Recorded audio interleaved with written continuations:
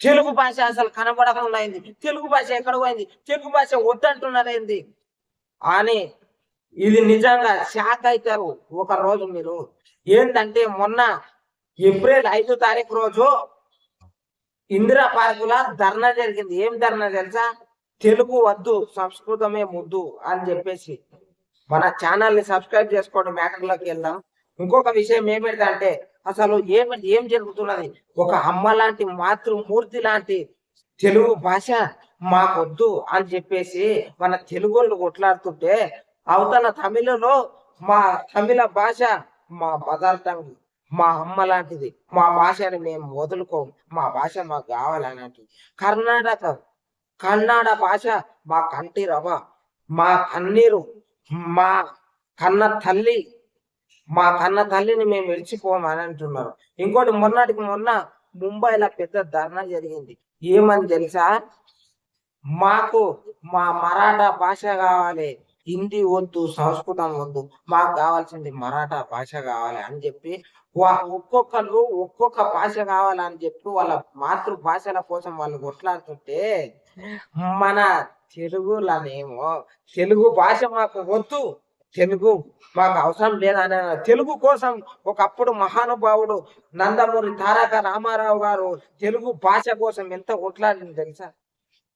ఇందిరా గాంధీ గారు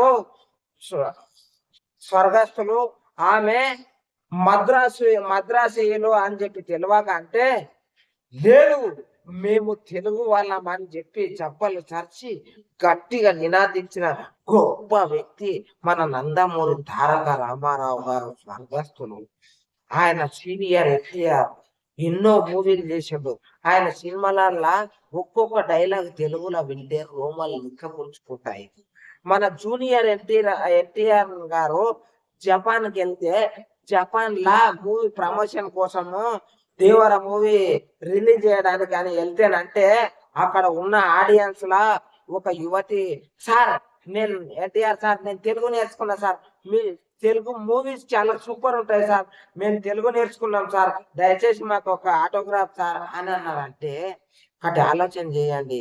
ఎన్టీఆర్ సారు ట్విట్టర్లో ఏమని పెట్టుకొని వచ్చింది తెలుసా? సోషల్ మీడియాలో మా తెలుగు ప్రపంచ నలుమూలల వాకుంటే మాకు చాలా ఆనందంగా ఉంది అని ఆయన గర్వంగా ఫీల్ అయ్యాడు. అటువంటి తెలుగు మాకు వద్దు అంటున్నాం. మన తెలుగు వాళ్ళకు ఏం సమాధానం చెప్తారు ఒక్కసారి ఆలోచన చేయండి. అప్పుడు మేము తెలుగు మాట్లాడుతుంటే మీ హే అనేటి కాడికి వస్తుంది లెక్క.